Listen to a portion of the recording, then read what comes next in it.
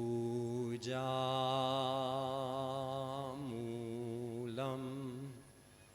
गुरोर्पदम्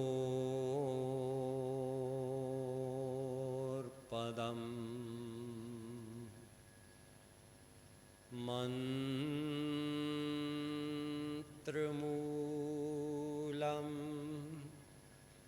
गुरोर्वाक्यम्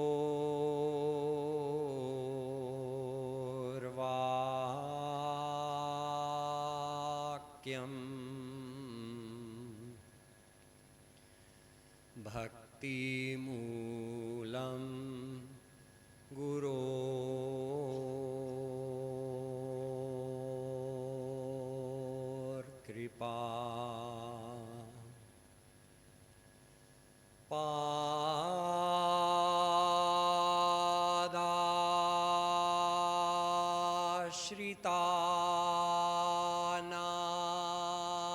पादाश्रितानाञ्च समस्तचौरम्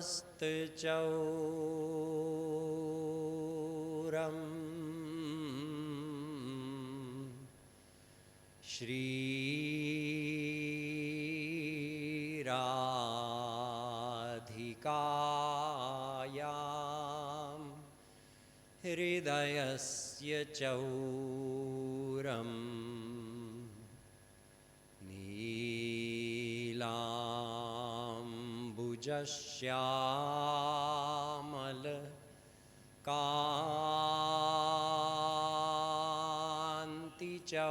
नीलाम्बुजश्यामलकान्तिचौरम्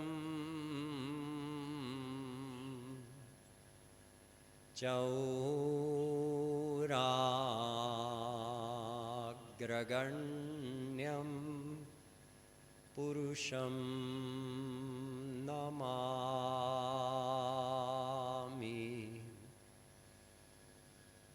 यो ब्रह्माणं विदधाति पूर्वं यो वै वेदांश्च प्रहिणोति तस्मै तद्वंह देवमात्मबुद्धिप्रकाशं मुमुक्षुर्वै शरणमहं प्रपद्ये। दिव्य जीवात्माओं, अभी तक इस प्रवचन में मैंने आप लोगों को बताया कि हम लोगों का लक्ष्य है आनंद, असली सुख, और वह असली सुख की परिभाषा स्पष्ट बताया गया है वेदों में कि यो वै भूमा तत्सुखम, छांदोग्योपनिषद। असली सुख की 3 शर्तें हैं। एक, वो अनंत मात्रा का हो, यानी अनलिमिटेड। दूसरी शर्त, सदा के लिए रहे। और तीसरी शर्त, बस बढ़ते जाए, बढ़ता ही जाए, कभी कम ना हो, कभी समाप्त ना हो। ये 3 शर्तें हैं असली सुख की। और ऐसा सुख कहाँ है वो भी बताया गया वेद के द्वारा कि रसो वै सह रसग्वम ह्येवायम लब्ध्वानंदी भवति, तैत्तरीयोपनिषद। असली सुख केवल भगवान में होता है, बल्कि वह स्वयं वो सुख है, उनमें है ऐसा नहीं, वो स्वयं सुख है, सच्चिदानंद हैं। और उनको प्राप्त करके ही जीव आनंदी बन सकता है, यानी सुखी बन सकता है। तो असली सुख केवल भगवान से मिलेगा, असली आनंद केवल भगवान से मिलेगा। तो कैसे मिले? मैंने बताया कि वेद शास्त्र के अनुसार केवल भक्ति से वो भगवान वाला आनंद मिल जाता है। कोई भी दिव्य सामान चाहिए, भक्ति मार्ग ही एकमात्र उपाय है क्योंकि कोई भी दिव्य सामान केवल भगवान की कृपा से ही मिल सकता है, और भगवान की कृपा मिलने का उपाय है भक्ति। और भक्ति का क्या मतलब है? अभी बताया मैंने, रोकर पुकारो, ये भक्ति है। देखो, शरीर से भी भक्ति की जाती है ना।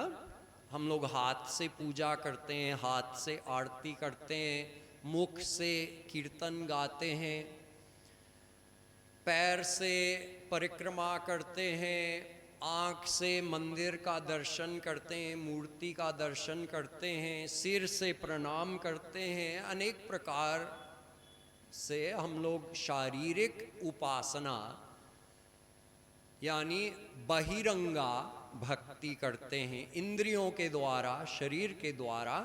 लेकिन ये असली भक्ति नहीं है। ये सब अच्छा है, ये सब हेल्पर है, लेकिन असली भक्ति अंतरंगा भक्ति है। और अंतरंगा भक्ति का मतलब है मन से जो भक्ति होती है।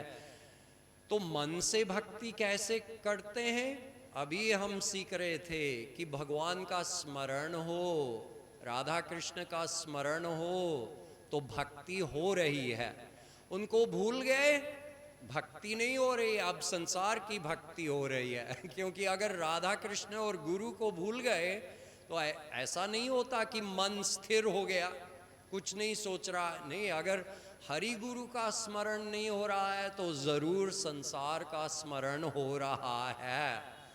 इसलिए या तो हम हरि गुरु की भक्ति करेंगे, या हम संसार की भक्ति करेंगे, या तो हम दिव्य आनंद मांगेंगे, ये भगवान की भक्ति हो गई, या हम संसार वाला सुख मांगेंगे, वो तो संसार की भक्ति हो गई।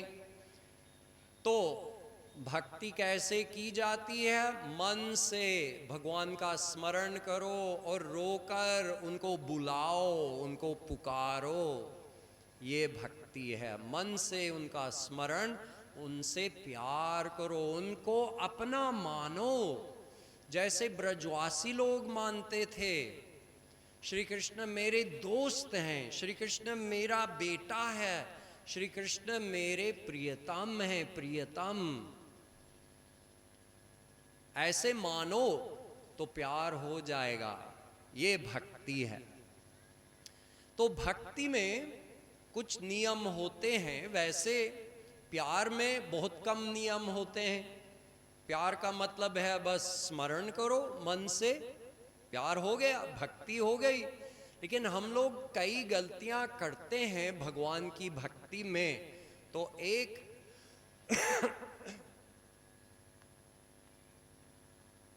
मैंने कल आपको बताया कि हम लोग भगवान से संसार मांगते हैं। ये बहुत बड़ी भूल है, क्योंकि संसार तो मिलेगा या नहीं मिलेगा अपने पूर्व जन्मों के कर्मों के अनुसार, उसका फल तो भोगना है हमको।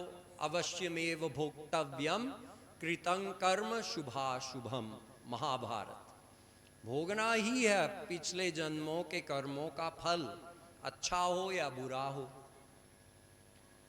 तो वो भक्ति से कोई मतलब नहीं रखता, कोई संबंध नहीं रखता।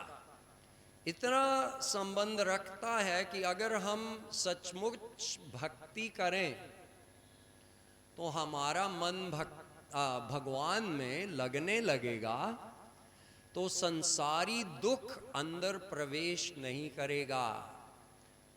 जो जीवन में हो रहा है वो होता रहेगा, अच्छा बुरा, सुख दुख, बाहरी वो होता रहेगा, लेकिन अंदर केवल आनंद का महसूस होगा।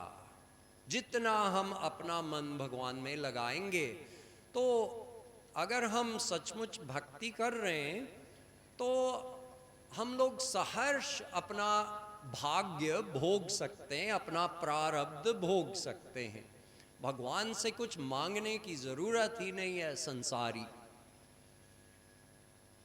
देखो, एक बार चित्रकेतु थे, एक बहुत बड़े राजा, सारी पृथ्वी के राजा थे चित्रकेतु, और उनके 1 करोड़ रानियां, 1 करोड़, और एक भी बच्चा नहीं।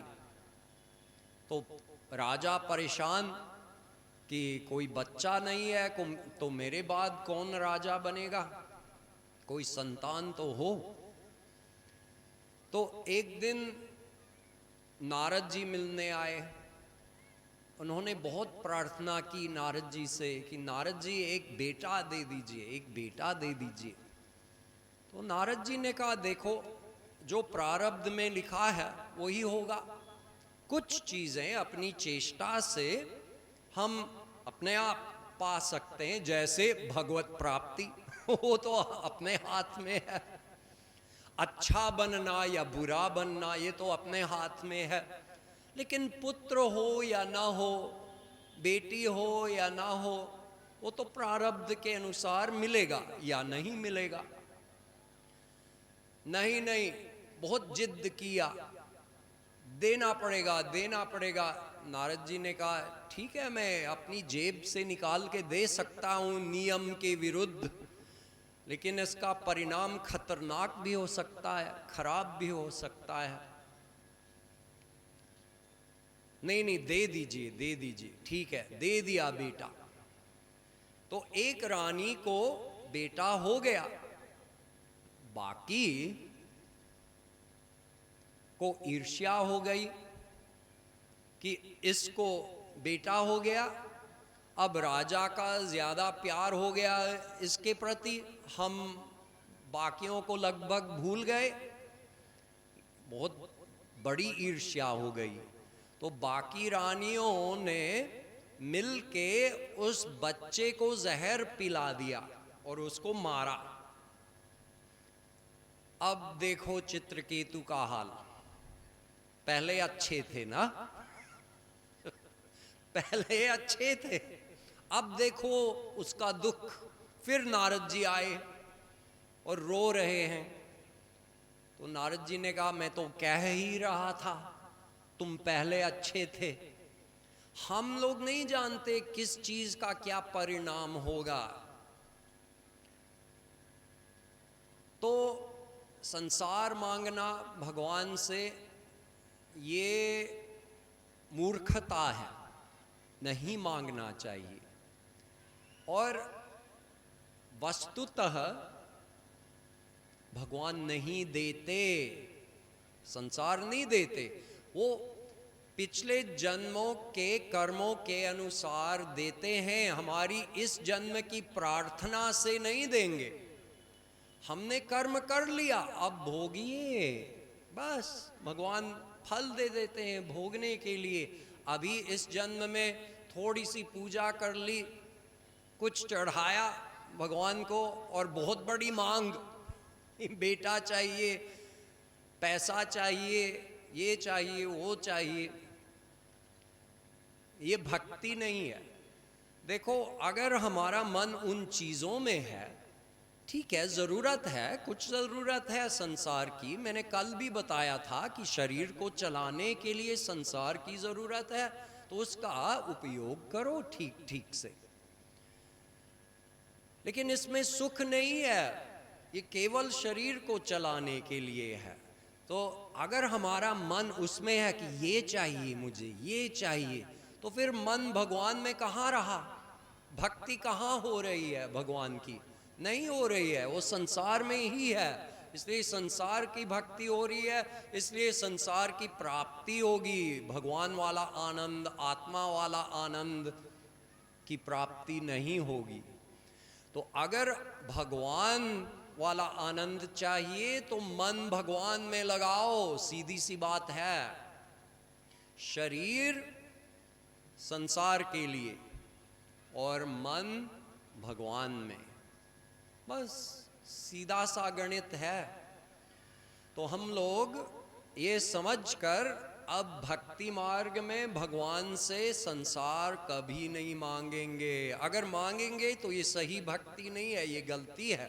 अनंत जन्मों में हमने भक्ति की होगी, लेकिन अभी तक भगवान का दर्शन नहीं हुआ, अभी तक उनका प्रेम नहीं मिला, उनका आनंद नहीं मिला। क्यों? क्योंकि भक्ति में हम ऐसी गलतियां करते रहते हैं। तो अब प्रतिज्ञा लेनी है कि मैं भगवान से संसार नहीं मांगूंगा,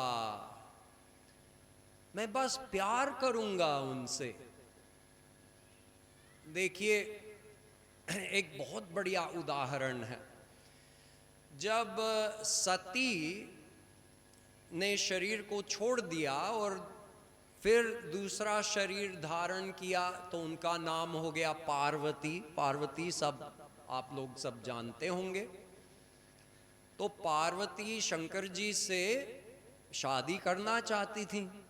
अरे दोनों अनादिकाल से एक साथ हैं, लेकिन ये उनकी लीला है कि शरीर को छोड़ दिया और फिर दोबारा आई और अब शंकर जी से शादी करने के लिए तपस्या करने गई।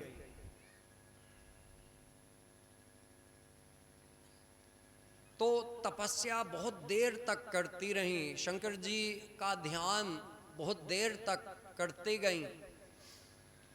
तो सप्तर्षि उनसे मिलने गए। सप्तर्षि विश्वामित्र, वशिष्ठ, नारद जी, अगस्त्य, गौतम इत्यादि 7 ओरिजिनल जो ऋषि लोग हैं इस पृथ्वी के, उनके पास गए पार्वती की परीक्षा लेने के लिए। उन्होंने ऐसा पट्टी पढ़ाया उनको कि तुम शंकर जी से ब्याह क्यों करना चाहती हो?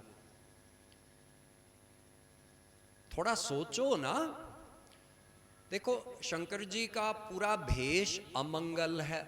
यहाँ सांप लपेट लिया है, यहाँ खोपड़ियों की माला टंगी है, जटे ऊपर ऐसे लगे हैं। अरे ठीक से कपड़े भी नहीं है उनके पास, अरे घर भी नहीं है उनका, वो बस बाहर रहते हैं पर्वत के ऊपर